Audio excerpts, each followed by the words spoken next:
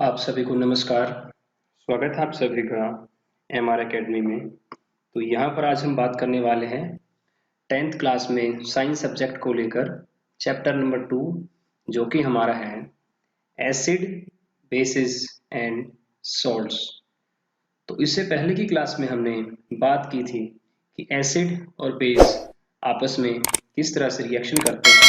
तो आज हम उसी क्लास को आगे बढ़ाते हुए इनके बारे में और भी जानकारी प्राप्त करेंगे। तो आगे बढ़ने से पहले एक बार हम पिछली कक्षा में जो हमने काम किया उसे रिवाइज कर लें। तो चलिए शुरू करते हैं।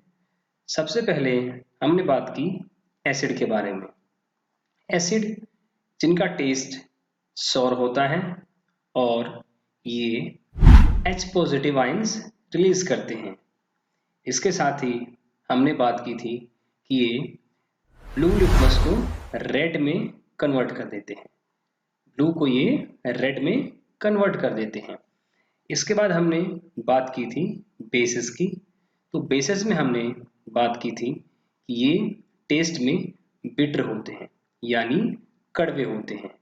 इसके बाद बेसिस जो होते हैं वो OH नेगेटिव आयंस जो है वो रिलीज करते हैं और ये क्या करते हैं, तो ये रेड लिटमस को ब्लू में कन्वर्ट कर देते हैं, जिसे हमने याद रखने के लिए इन दोनों के आपस में लड़ाइयाँ करा दी थी कि एसिड और बेस की हो गई आपस में लड़ाई। तो इस वजह से क्या करते हैं कि ये इसके कलर को चेंज कर देते हैं। जब रेड इसके पास आएगा तो इसे ये ब्लू में चेंज कर देगा, और जब ब्लू इसके पास जाएगा तो ये इसे रेड में चेंज कर देगा। इस तरह से हमने इनके कलर्स को याद किया था कि एसिड जो है वो ब्लू से रेड में कन्वर्ट करता है लिटमस को, और बेसिस जो है वो रेड से ब्लू में कन्वर्ट करते हैं। इसके बाद हमने बात की थी इनके इंडिकेटर्स को लेकर। तो इंडिकेटर्स में हमने 3 तरह के इंडिकेटर बनाए थे, जिसमें सबसे पहला हमारा था नेचुरल इंडिकेटर, सेकंड हमारा जो था वो था आर्टिफिशियल इंडिकेटर, थर्ड जो हमारा था वो था हमारा ऑल फैक्ट्री इंडिकेटर। इसके बाद हमने बात की थी कि एसिड और बेसिस ये दोनों ही मेटल के साथ में कैसा रिएक्शन करते हैं। तो हमने ये देखा था कि जब एसिड को मेटल के साथ में रिएक्शन कराते हैं हम, तो हमें सॉल्ट प्लस हाइड्रोजन गैस मिलती है। इसके बाद हमने बेस का जब मेटल से रिएक्शन कराया तब भी हमने देखा कि हमें सॉल्ट प्लस हाइड्रोजन गैस मिलती है। मेटल से कराएं चाहे बेस का मेटल से कराएं, हमें सॉल्ट और हाइड्रोजन गैस जो है वो मिलती है। इसके बाद हमने metal carbonate and metal bicarbonate के साथ में एसिड का रिएक्शन कराया था, और उसके बाद हमने ये देखा था कि जब एसिड के साथ में मेटल कार्बोनेट का रिएक्शन कराते हैं तो हमें salt plus carbon dioxide gas और वाटर मिलता है। और इसके बाद जब हमने बेस का रिएक्शन मेटल कार्बोनेट के साथ में कराया तो हमने देखा कि ये कोई रिएक्शन उसके साथ में नहीं करता। इसे हमने याद रखने के लिए एक छोटी सी कहानी बनाई थी कि मेटल बाइकार्बोनेट जो है वो एसिड के साथ में रिएक्शन कर लेता है, इसलिए बेसिस जो है उसके साथ में रिएक्शन नहीं करते, क्योंकि इन दोनों की हमने आपस में लड़ाइयाँ करा दी थी। तो इस तरह से हमने इनके बारे में जाना था। उसके बाद हमने एसिड एसिड और बेस का आपस में रिएक्शन कराया था, और एसिड और बेस का जब हमने आपस में रिएक्शन कराया तो हमने देखा कि इसके बाद हमें वाटर और सॉल्ट मिला। क्या मिला था? वाटर और सॉल्ट। इसी तरह से हमने अपने चैप्टर को आगे समझते हुए हमने ये देखा था कि एसिड और बेस में कॉमन क्या था, यानी इन दोनों में किस तरह की समान चीजें हमें देखने को मिलती हैं। तो इसमें हमने देखा था कि एसिड जो है वो H पॉजिटिव आयंस रिलीज करते हैं, जबकि बेसिस जो है वो OH नेगेटिव आयंस को रिलीज करते हैं। तो यहाँ तक की बात हमने पिछली क्लास में कर ली थी। अब तक जिस किसी ने भी पिछली क्लास की वीडियो को नहीं देखा है, आप पहले उस वीडियो को देखें और उसके बाद में इस वीडियो को देखें, तभी आप इसे अच्छी तरह से समझ पाएंगे, वरना आपको ये आधा अधूरा सा समझ में आएगा। तो आप पहले पार्ट 1 को देखें और उसके बाद आप ये आज की वीडियो को देखें। तो आज का लेक्चर शुरू करने से पहले अब तक जिस किसी ने भी इस चैनल को सब्सक्राइब नहीं किया वो इसे सब्सक्राइब कर ले और पास में जो बेल आइकन है उसे दबा लें, ताकि आपको फ्यूचर में आने वाली जो भी क्लासेस हैं उसका नोटिफिकेशन समय से मिल सके। इसके साथ ही इस वीडियो को लाइक करें, शेयर करें, ताकि बाकी बच्चों तक भी ये नॉलेज पहुंच सके। तो चलिए शुरू करते हैं। अब हम देखते हैं आगे इस चैप्टर में क्या है। तो इस चैप्टर में हम बात करने वाले हैं एसिड्स एंड बेसिस की वाटर सॉल्यूशंस की। इसकी एसिड्स एंड बेसिस की वाटर सॉल्यूशन की। इसमें सबसे पहले हम एसिड को वाटर सॉल्यूशन में डालते हैं। तो acid when dissolve in water gives H positive ions. तो यहाँ पर आपने देखा कि जब एसिड को वाटर सॉल्यूशन में डालेंगे तो ये हमें H पॉजिटिव आयंस देगा, जिसके कुछ एग्जाम्पल आपको नीचे दिए गए हैं। इसके बाद हम बात करते हैं बेसिस की। Basis when dissolve in water gives OH negative ions. तो जब आप बेस को वाटर में डिसॉल्व करेंगे तो ये हमें OH नेगेटिव आयंस देगा।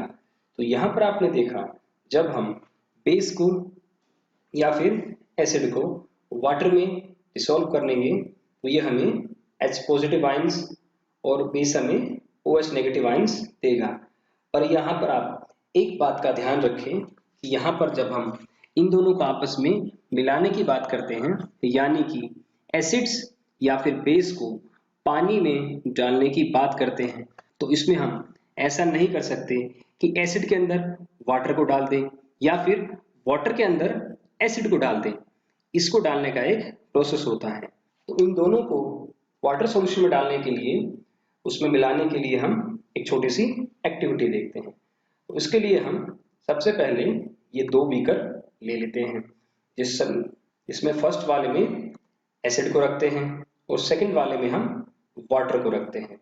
तो इस तरह से जब हम एक में एसिड और दूसरे में वाटर को रखते हैं, तो अगर हम एसिड या फिर इसकी जगह बेस रख के उसमें अगर आप वाटर को डालें या फिर दूसरी कंडीशन में वाटर के अंदर हम एसिड या फिर बेस को डालें, तो इस तरह से जब हम वाटर में एसिड या बेस को डिसॉल्व करें, यानी कि एसिड या फिर बेस में जो है हम इसकी जगह बेस भी ले सकते हैं, तो एसिड या बेस में वाटर को डालें या फिर हम वाटर के अंदर एसिड या बेस को डालें, दोनों ही कंडीशन में आप देखेंगे कि एसिड या फिर बेस वाटर में मिक्स हो जाएंगे।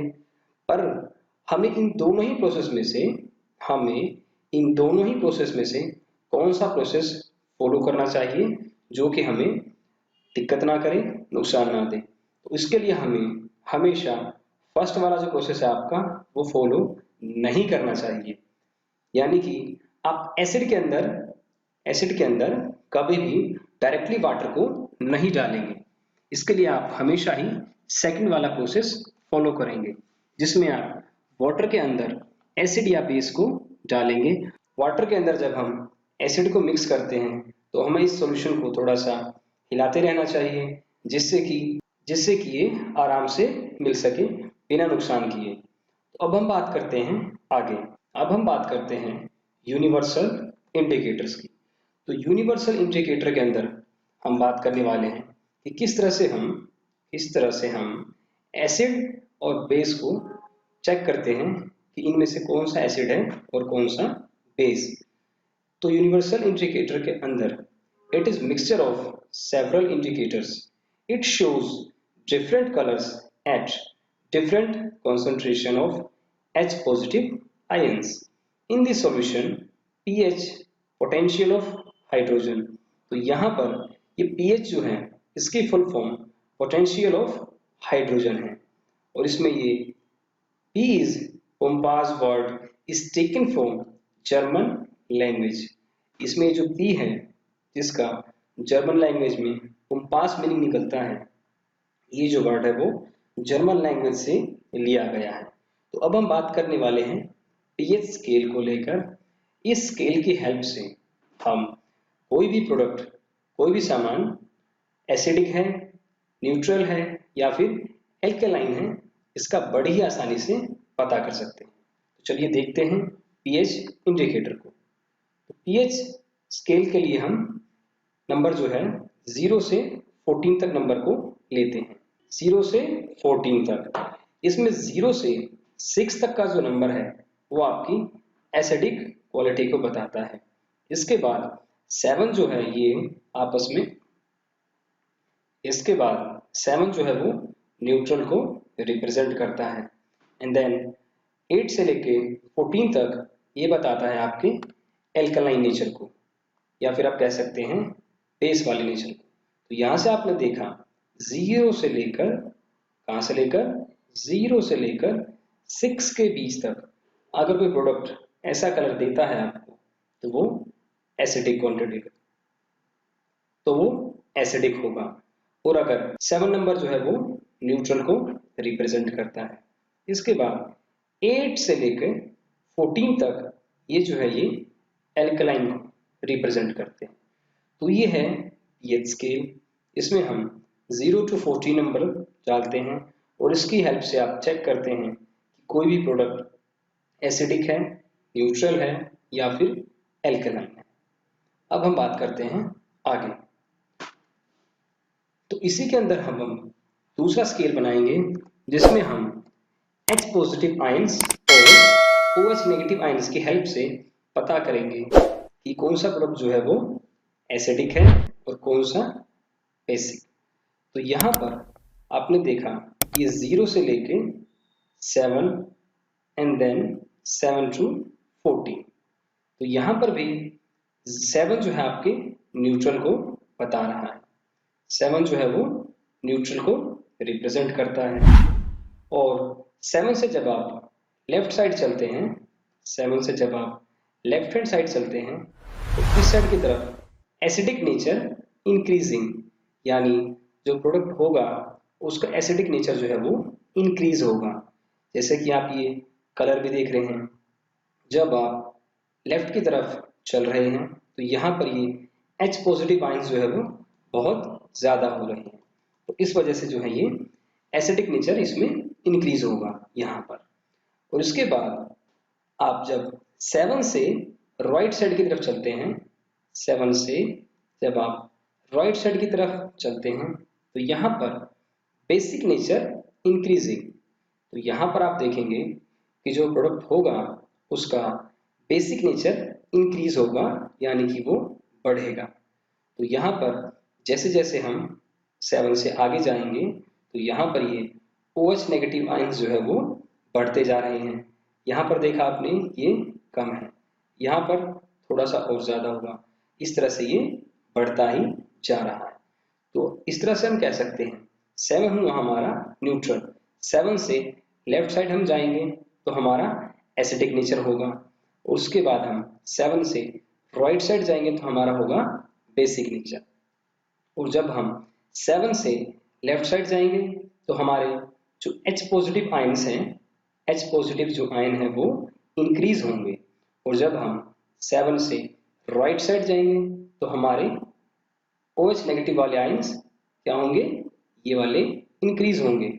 इसका आप उल्टा भी कह सकते हैं कि 7 से जब हम लेफ्ट साइड जाएंगे तो हमारे OH नेगेटिव आयंस जो है वो डिक्रीज होंगे।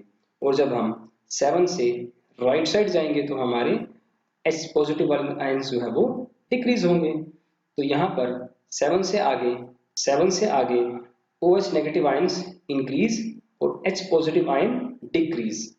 7 से लेफ्ट साइड चलने पर H पॉजिटिव आयंस इंक्रीज और OH negative ions decrease. OH negative ions की हेल्प से हम इनका आपस में पता करते हैं। तो अब हम देखते हैं कुछ एग्जांपल्स जो कि सॉलिड और वीक एसिड को लेकर है, जिसमें सबसे पहला एग्जांपल आपका स्ट्रॉन्ग एसिड को लेकर है।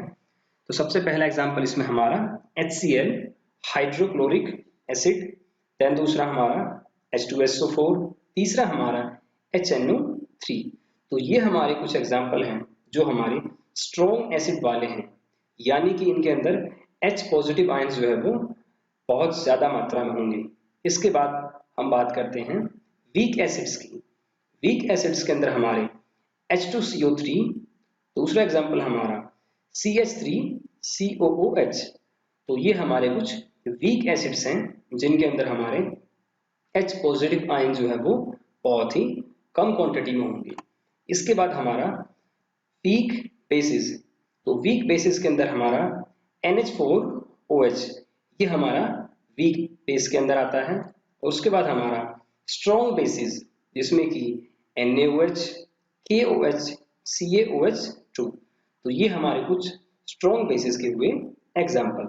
तो आपने देखा कि इस स्केल की हेल्प से भी हम स्ट्रॉन्ग एसिड और वीक एसिड्स को उनके आयंस की हेल्प से बड़ी आसानी से पहचान सकते हैं।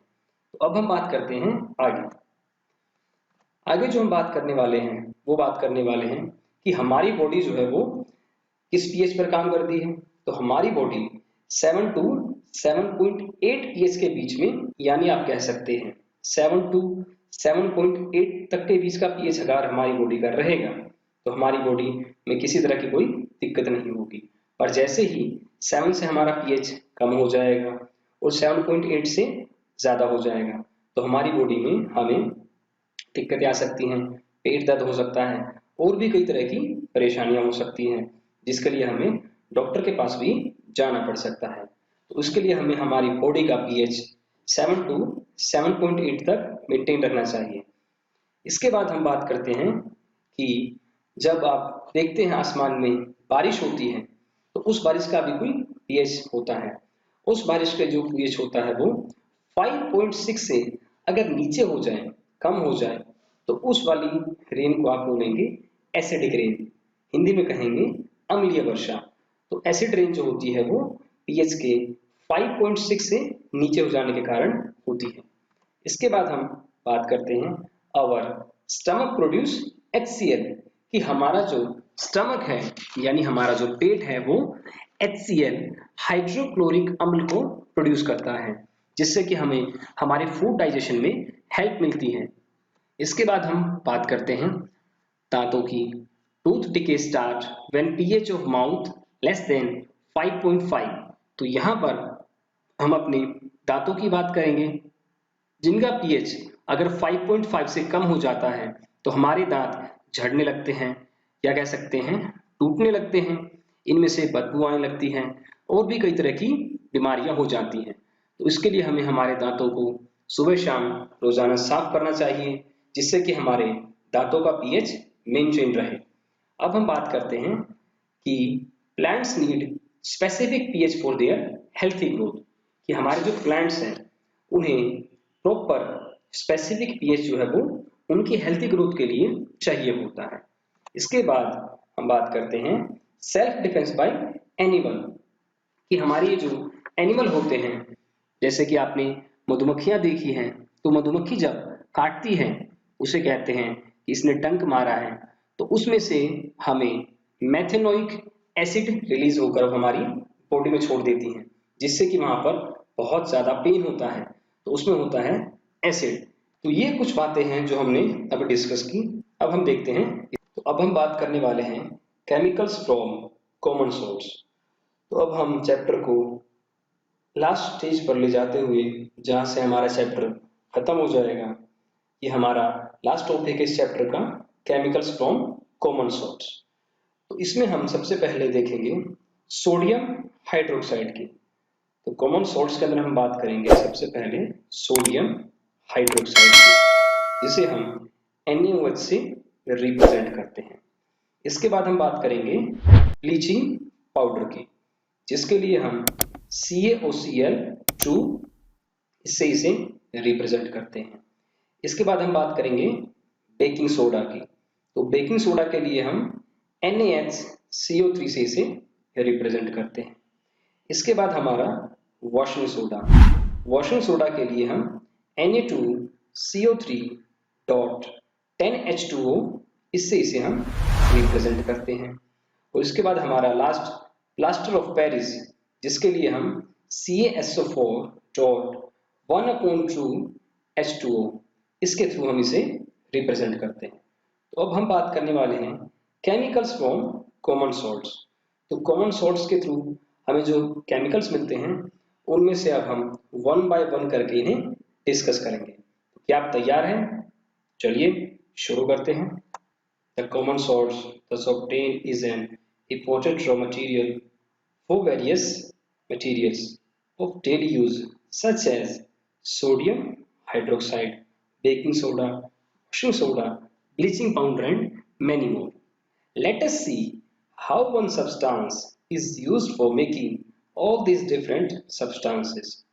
तो अब हम इसे वन बाय वन करके डिस्कस करने वाले हैं। तो सबसे पहले हम बात करते हैं सोडियम हाइड्रोक्साइड की। सोडियम हाइड्रोक्साइड की, इसके लिए हम 2NaCl aqueous solution plus 2H2O liquid, जब हम इसका रिएक्शन आपस में कराएंगे तो हमें रिजल्ट में NaOH aqueous plus Cl gas plus hydrogen gas मिलती है। इसका यूज की अगर हम बात करें तो इसमें जो ये हमारा Cl है ये हमारे वाटर प्यूरिफिकेशन यानी कि जल की स्वच्छता के लिए, जल को साफ रखने के लिए इसे यूज किया जाता है। इसके बाद हमारा जो दूसरा है वो है HCl, ये हमारा मेडिसिन के लिए यूज में आता है। इसके बाद हमारा तीसरा जो है वो है NaOH। इसका यूज हम बेसिकली सोप पेपर यानी कि हमारा साबुन होता है उसके कागज बनाने के लिए, और दूसरा हमारा रिमूव ग्रीस फ्रॉम मेटल, जो हमारे मेटल्स होते हैं उनसे हम ग्रीस को रिमूव करने के लिए जो है इनका यूज करते हैं। तो ये था हमारा सोडियम हाइड्रोक्साइड। अब हम बात करते हैं आगे। तो हमारा दूसरा जो है वो है bleaching powder. Bleaching powder is produced by the action of chlorine on dry slaked lime CaOH2। तो ब्लीचिंग पाउडर जो होता है हमारा, ब्लीचिंग पाउडर जो बनता है वो बनता है ट्राई स्लेक्ट लाइम, यानी कि हमारा शुष्क बुझे हुए चूने पर जब हम क्लोरीन के साथ रिएक्शन कराते हैं तो हमें मिलता है bleaching powder. CaOH2 plus chlorine, इसे जब हम आपस में इन दोनों का जब आप केमिकल रिएक्शन कराएंगे तो आपको CaOCl2 प्लस H2O मिलता है। अब हम बात करते हैं इसके यूजेस की। तो bleaching powder is used for bleaching cotton and linen in the textile industries. दूसरा इसका यूज है as an oxidizing agent in many chemicals industries and to make drinking water free from germs. तो ये हमारे कुछ uses हैं bleaching powder को लेकर। अब हम बात करते हैं आगे। हमारा तीसरा जो है वो है बेकिंग सोडा। क्या है जी? Baking soda. The baking soda is commonly used in the kitchen for making tasty crispy pakoras etcetera. The chemical name of the compound is sodium hydrogen carbonate, इसका फॉर्मूला है NaHCO।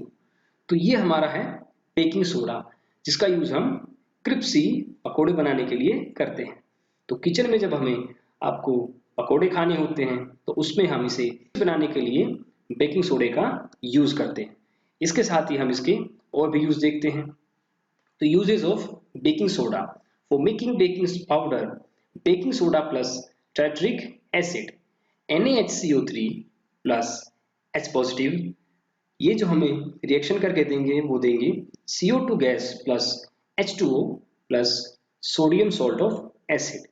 Carbon dioxide produced during the reaction can cause bread or cake to rise, making them soft and spongy।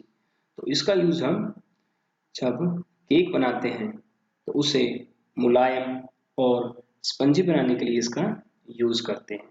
दूसरा इसका use जो है वो है sodium hydrogen carbonate is also an ingredient in antacid being alkaline. It neutralizes excess acid in the stomach and provides relief। ये हमारे stomach में provide करता है। इसके बाद इसका थर्ड यूज है it is also used in soda acid fire extinction. जब हम ये आग बुझाने वाली आप गाड़ी देखते हैं उसमें फायर एक्सटिंग्विशर के अंदर जो है इसका यूज करते हैं। इसके बाद हम बात करते हैं फोर्थ नंबर की, जो कि है वॉशिंग सोडा। क्या है? Washing soda. Another chemical that can be obtained from sodium chloride is Na2CO3 10H2O washing soda। तो ये इसका फॉर्मूला है। You have seen above the sodium carbonate can be obtained by heating baking soda. Recrystallization of sodium carbonate gives washing soda. It is also a basic salt। नीचे एक chemical reaction दिया गया है Na2CO3 plus 10H2O।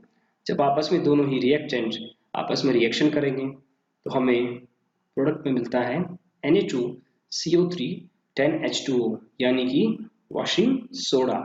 अब इसकी use की बात करें तो uses of washing soda, sodium carbonate जिसे आप वॉशिंग सोडा कहते हैं, is used in glass, soap and paper industry.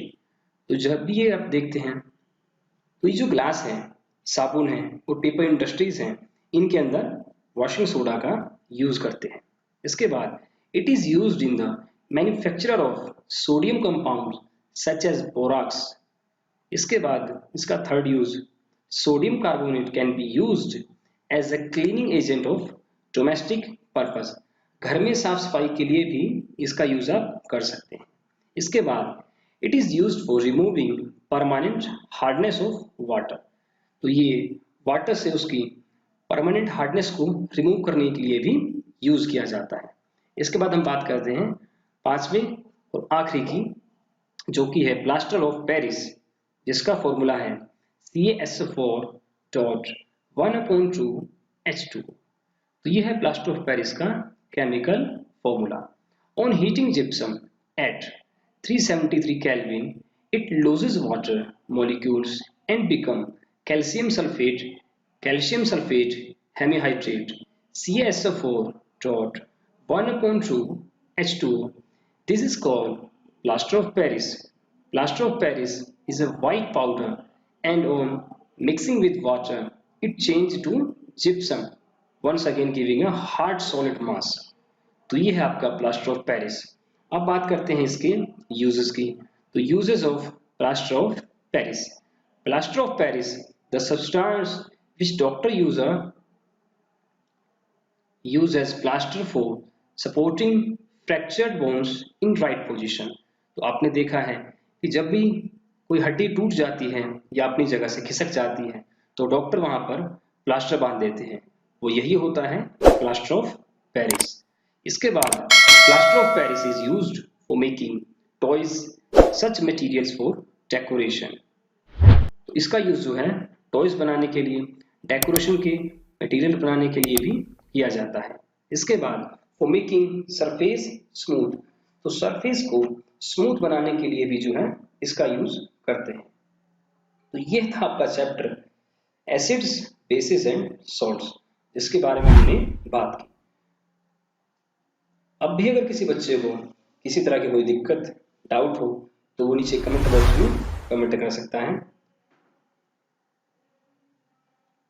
और अब तक जिस किसी ने भी इस चैनल को सब्सक्राइब नहीं किया वो इसे सब्सक्राइब कर लें, ताकि फ्यूचर में आने वाली जो भी क्लासेस हैं उसका नोटिफिकेशन आपको टाइम से मिल सके। और आपको इस क्लास की जो PDF है वो हमारे टेलीग्राम चैनल पर मिल जाएगी, जिसका लिंक नीचे डिस्क्रिप्शन बॉक्स में दिया गया है। तो चलिए आज के लिए इतना ही रखते हैं, बाकी की बातें हम अगली क्लास में करेंगे।